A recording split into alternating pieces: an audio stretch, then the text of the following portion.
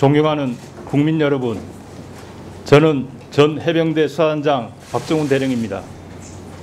오늘 저는 무거운 마음으로 이 자리에 섰습니다. 너희 죽음에 억울함이 남지 않도록 하겠다. 책임 있는 자에게 반드시 책임을 묻겠다. 이 말은 제가 고 최수근 시신 앞에서 다짐하고 약속한 말입니다. 시간은 무심하게 흘러 다음 달이면 최상병이 사망한 지 벌써 1년이 됩니다.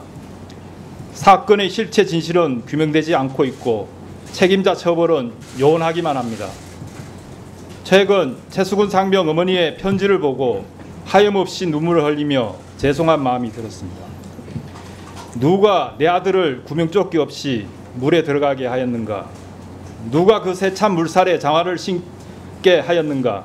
편지 속 어머니의 질문은 작년 7월 28일 제가 남원에서 유가족 대상 수사 결과를 설명하였을 때 하신 말씀과 같습니다. 1년이 가까이 지났는데 아직도 어머니는 똑같은 질문을 하고 계시고 그 질문에 답하지 못하는 현실에 죄송하고 또 죄송합니다. 존경하는 국민 여러분, 작년 7월 19일 한 해병 병사가 순직하였습니다. 그는 우리 모두 알고 있는 최수근 상병입니다. 사고 발생 즉시 저는 해병대 수사단 소속 수사관들과 함께 낮과 밤을 가리지 않고 혼신을 다해 수사를 했고 그 결과를 해병대 사령관에게 보고하였습니다. 평소 같으면 수사단에서는 수사 결과를 해군수사단 및 국방부 조사본부로 보고하고 관련 사건 기록 일체를 관할 경북경찰청으로 넘겼을 것입니다. 하지만 해병대 사령관은 1사단장 보직 교대가 필요하다고 판단하고 그에 앞서 저에게 수사 결과를 직접 총장 및 장관께 보고하라고 지시했던 것입니다.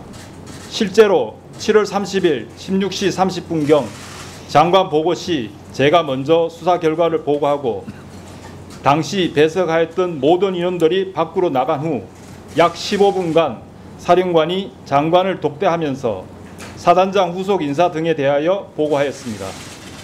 보고는 순조롭게 마쳤고 이제 절차대로 언론 브리핑, 사건 서류 2첨만 하면 되었습니다.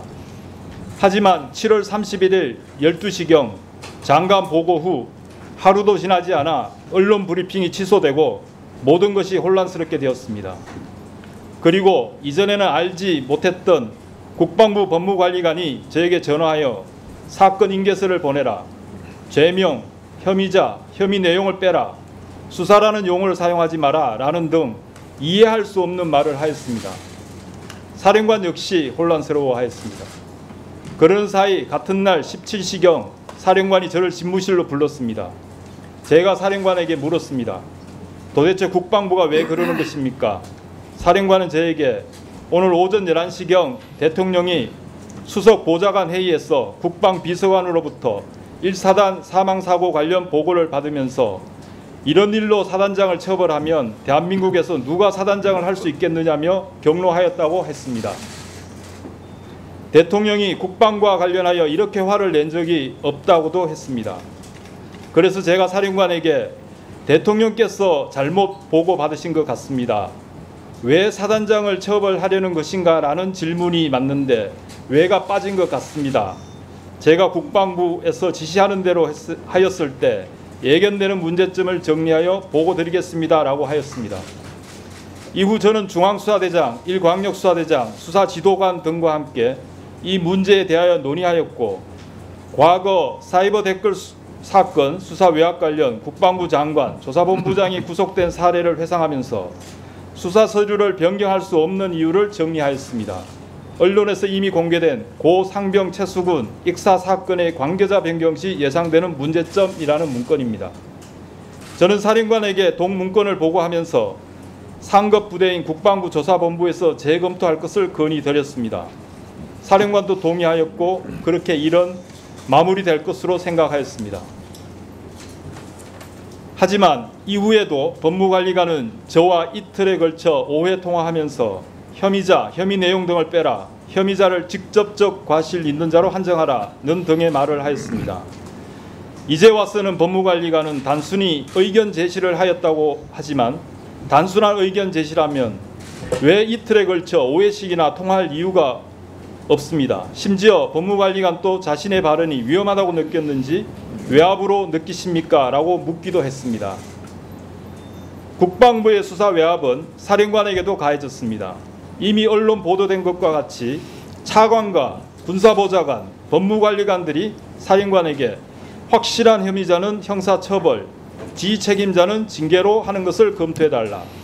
7월 30일 장관 결재는 중관 결재로 하고 장관 귀국 시 재보고하라. 해병대는 왜 말을 하면 안 듣는 것이냐 라는 등 전화와 문자를 하였습니다.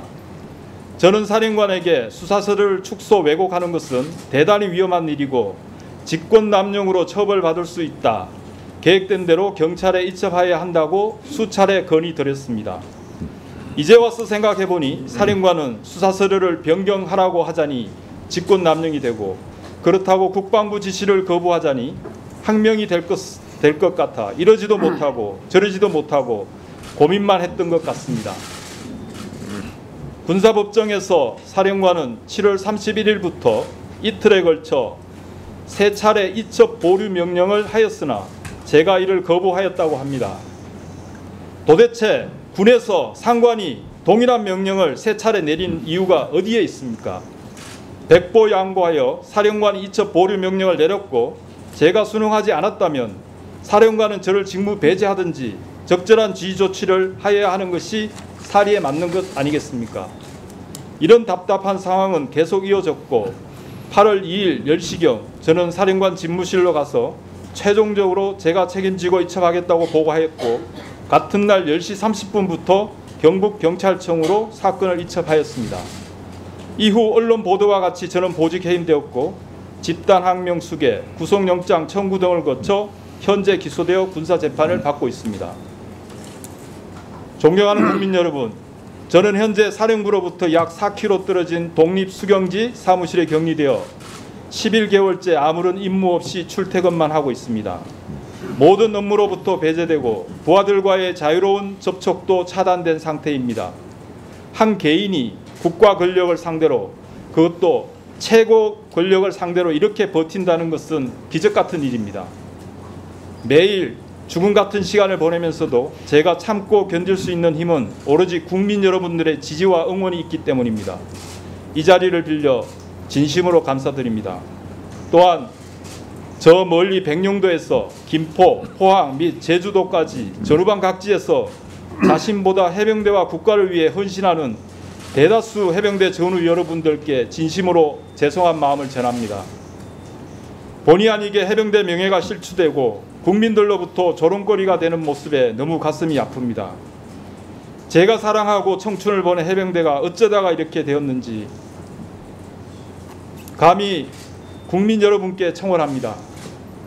제가 아는 대한민국 해병대 대다수 지휘관들은 자신의 안위보다 부하를 살피고 솔선수범하며 책임을 다하는 충성스러운 해병들입니다. 부디 정의로운 해병대가 제자리를 찾도록 격려와 응원 부탁드립니다. 끝으로 한 말씀만 더 드리겠습니다. 이번 사건은 단순히 한 병사의 죽음에 대한 문제가 아닙니다. 내가 80평생을 살아보니 힘 있는 놈들 다 빠져나가고 힘 없는 놈들만 처벌받더라. 이 말씀은 수근이 할아버지가 수사 결과 설명을 하던 저에게 하신 말씀입니다. 마치 성견 지명이 있으신 것처럼 대한민국은 법치국가입니다. 법 앞에 모든 국민은 평등합니다. 부유하든 가난하든 힘이 있든 힘이 없든 국민 모두는 법 앞에 평등하여야 하고 그것이 정의라고 생각합니다. 제가 할아버지에게 이런 약속을 드렸습니다.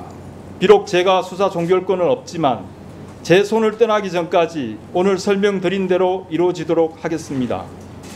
지금 또 하나밖에 없는 장손자를 잃고 억장이 무너진다는 할아버지의 눈빛을 잊을 수가 없습니다. 존경하는 국민 여러분, 대한민국은 국방의 의무가 있는 나라입니다.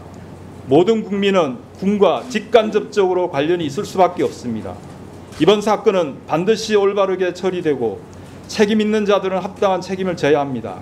그래야 제2의 수군이 같은 억울한 죽음을 예방할 수 있기 때문입니다. 부디 우리 사회에 진실을 밝히고 정의는 살아있음이 증명되도록 도와주세요. 저의 말을 경청해 주셔서 감사합니다.